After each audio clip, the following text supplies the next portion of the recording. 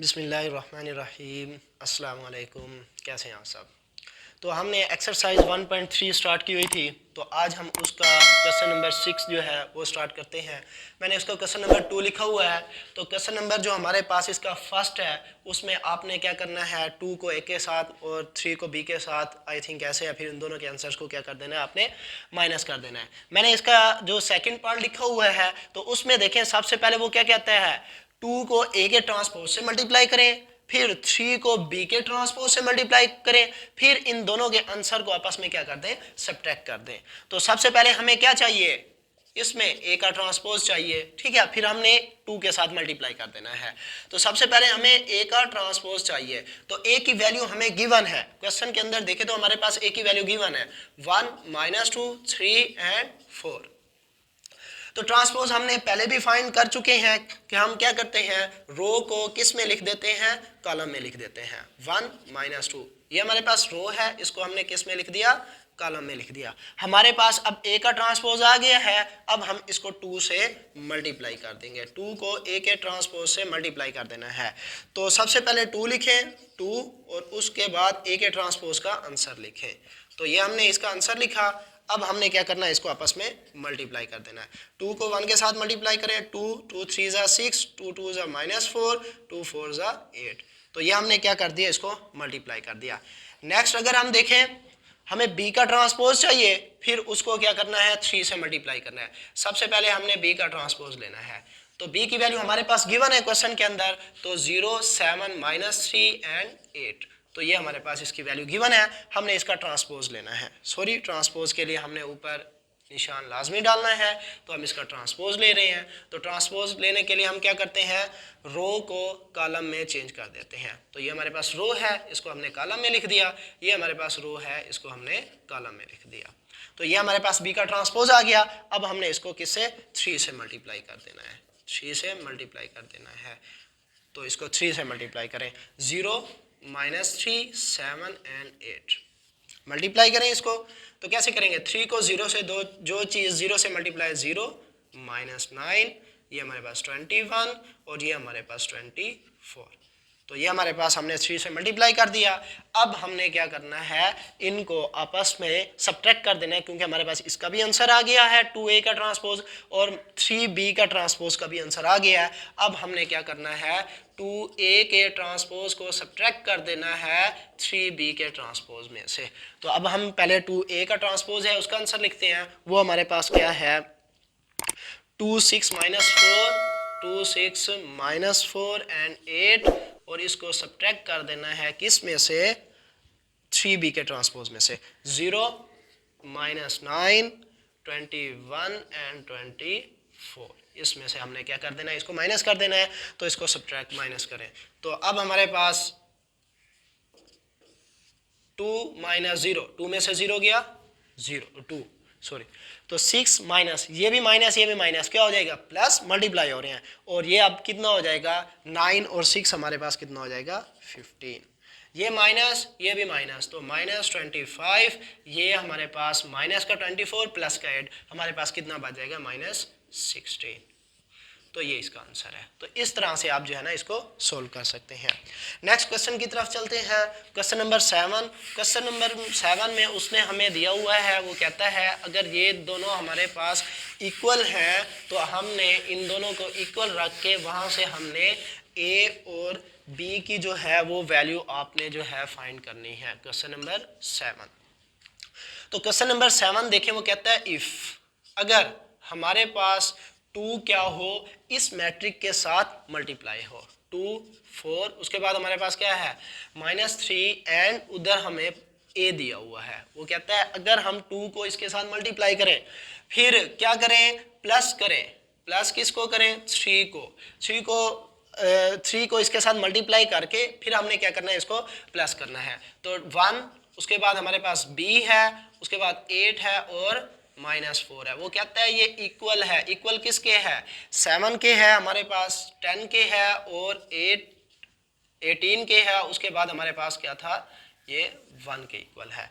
तो वो कहता है अगर ये आपके पास इक्वल हो तो यहाँ से आपने क्या करनी है, ए और बी की जो है वो वैल्यू फाइंड करनी है।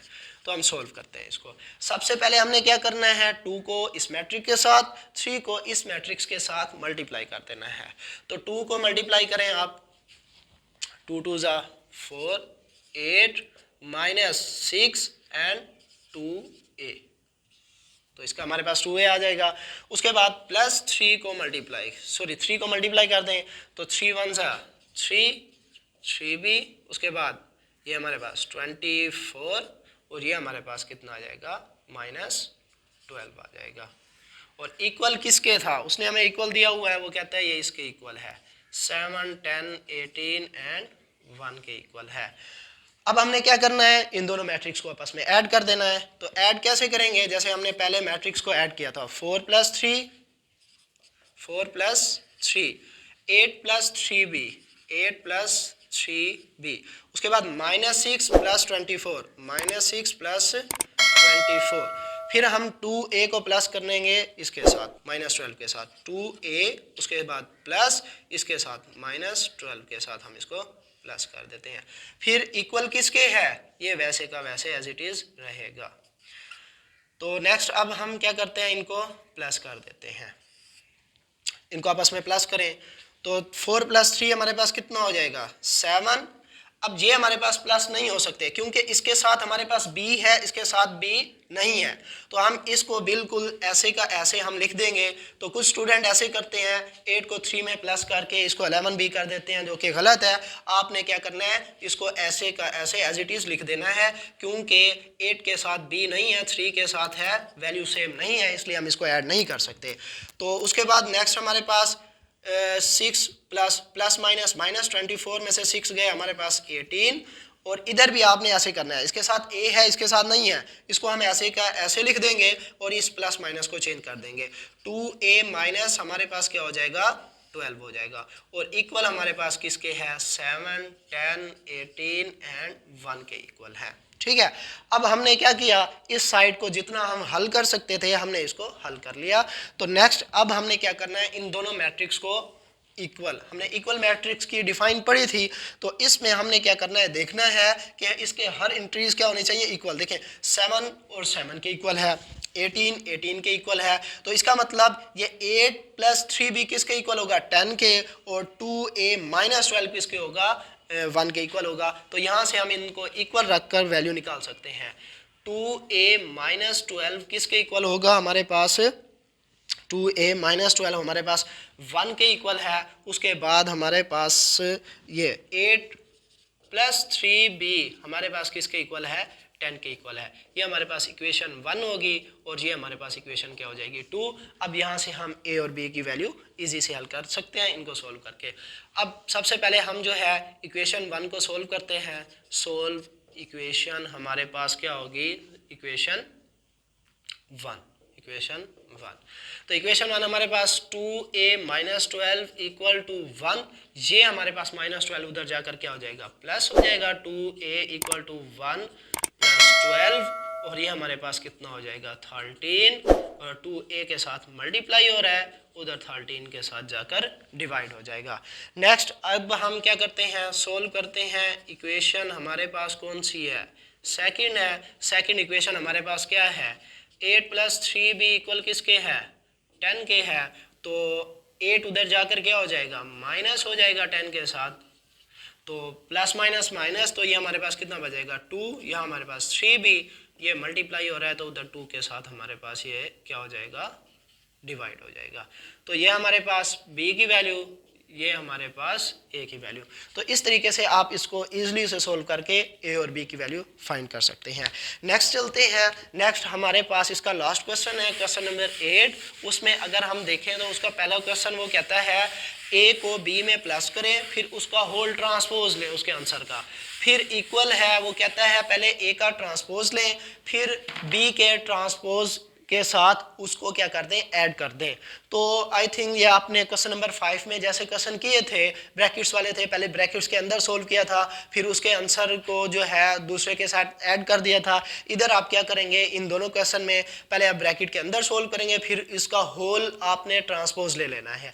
नेक्स्ट फिर इक्वल के उस साइड पे देखें, पहले आपने उनका ट्रांसपोज लेना है, फिर उनको ऐड और सब्ट्रैक्ट कर देना है। ये तो आप इजी से दोनों क्वेश्चन जो है वो सोल्व कर लेंगे। मैं इसका जो है आपको सेकंड पार्ट जो है 8 का जो है वो समझा देता हूँ।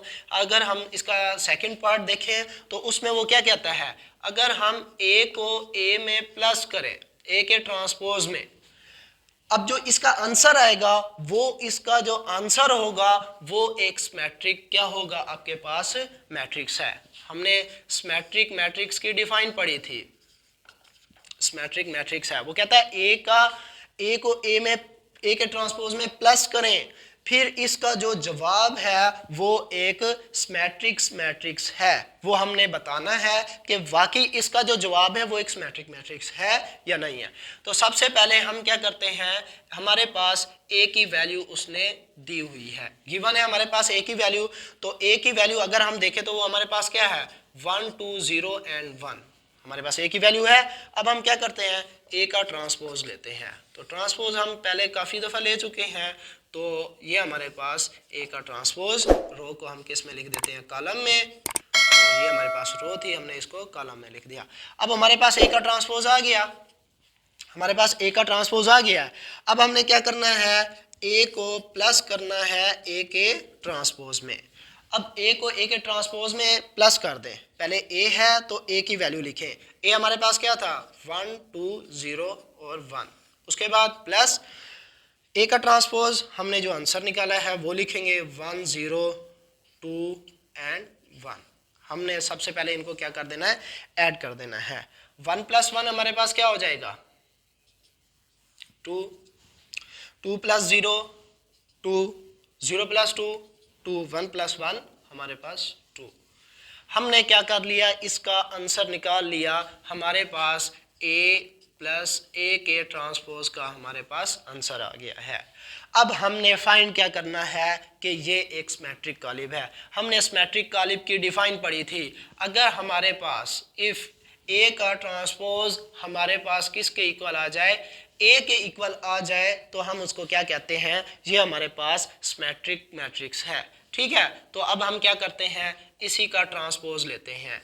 a हमारे पास क्या है, प्लस a का ट्रांसपोज, इसका जो आंसर है उसी का हमने ट्रांसपोज लेना है। तो 2, उसके बाद ये भी हमारे पास 2, इसका हमने ट्रांसपोज लेना है। देखें, अगर हम इसका ट्रांसपोज लें तो क्या आएगा इसका आंसर, 2। ठीक है, हमने रो को किस में लिख दिया, कॉलम में लिख दिया। तो a का ट्रांसपोज हमने पढ़ा था किसके इक्वल आ जाए, a के इक्वल आ जाए। हमने भी क्या किया, इसी का ट्रांसपोज लिया, दोबारा ये उसी के इक्वल आ गया। तो देखें तो हमारे पास a + a का जो ट्रांसपोज का आपने होल ट्रांसपोज लिया है, ये किसके इक्वल है, a + a के ट्रांसपोज से। इसका मतलब जो इसका ट्रांसपोज लिया वही का वही इसका जो है मैट्रिक्स बन गया। तो इसका मतलब ये हमारे पास क्या है, एक सिमेट्रिक मैट्रिक्स है, सिमेट्रिक मैट्रिक्स है। तो मैट्रिक्स लिख दें, ये हमारे पास एक सिमेट्रिक मैट्रिक्स है। ठीक है, अगर हम नेक्स्ट इसका क्वेश्चन देखें तो क्वेश्चन नंबर हमारे पास जो 4th है उसमें वो क्या कहता है कि b को आप क्या करें, माइनस करें b के ट्रांसपोज में, वो हमारे पास एक क्या हो, स्क्यू सिमेट्रिक मैट्रिक्स हो। ठीक है, वो क्या कहता है, b को माइनस करें b के ट्रांसपोज में से, तो वो हमारे पास क्या होना चाहिए, स्क्यू सिमेट्रिक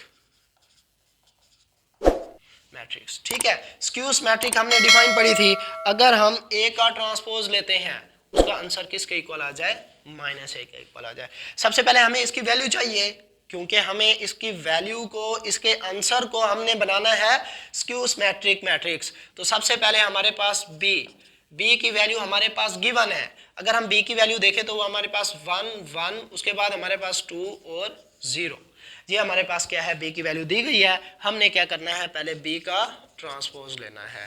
तो b का हमने ट्रांसपोज ले लेना है। ट्रांसपोज कैसे लेते हैं, रो को कॉलम में ये हमने चेंज कर देना है, तो ये हमारे पास क्या आ जाएगा, बी का ट्रांसपोज आ जाएगा। अब हमने क्या करना है, बी को माइनस करना है बी के ट्रांसपोज में से। तो सबसे पहले हम बी की वैल्यू लिखते हैं, उसको हम सब्ट्रैक्ट कर देते हैं किस में से, बी के ट्रांसपोज में से, 1 2 1 एंड 0।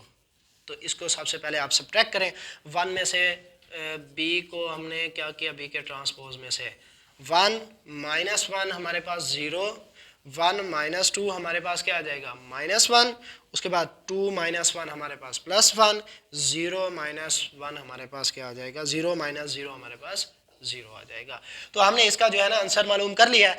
अब हमने इसका ट्रांसपोज लेना है और उसका आंसर फिर माइनस के इक्वल करना है। कैसे, देखें, तो हम b के ट्रांसपोज का अगेन ट्रांसपोज लेते हैं, ये हमने पहले जो है ना इसका फाइंड कर लेना है, 0 - 1 1 एंड 0 और इसका ट्रांसपोज लें। हमने रो को कॉलम में लिख दिया, रो को कॉलम में लिख दिया। हमने क्या किया, b माइनस बी के ट्रांसपोज का ट्रांसपोज लिया, ये हमारे पास आंसर आ गया। अब हम इसको माइनस के इक्वल करना चाहते हैं, -a के।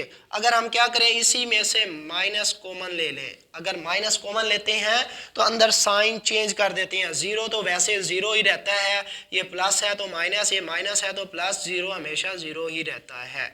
तो ये हमारे पास आ गया, ये माइनस वैसे का वैसे। अगर हम इसको देखें, ये किसके इक्वल है, 0 - 1 1 एंड 0, ये किसके इक्वल है, b माइनस बी का ट्रांसपोज के इक्वल है। तो हम इसकी जगह ये वैल्यू लिख सकते हैं, b माइनस बी का ट्रांसपोज, ये इसके इक्वल आ गया। और इक्वल के साइड हमारे पास क्या आ रहा है, b माइनस बी का ट्रांसपोज। देखें, इसका ट्रांसपोज लिया, वो माइनस उसी के इक्वल आ गया। इसका मतलब ये हमारे पास क्या होगा, स्क्यू मैट्रिक्स है। तो इस तरह से हम जो है बता सकते हैं कौन सा हमारे पास जो है मैट्रिक्स स्क्यूस मैट्रिक्स है, कौन सा हमारे पास मैट्रिक्स है। उम्मीद है आप लोगों को इन क्वेश्चन की समझ आ गई होगी। तो इंशाल्लाह नेक्स्ट लेक्चर में हम 1 पॉइंट जो है 4 स्टार्ट करेंगे। तो इंशाल्लाह नेक्स्ट लेक्चर में मिलते हैं, तब तक के लिए अल्लाह हाफिज़।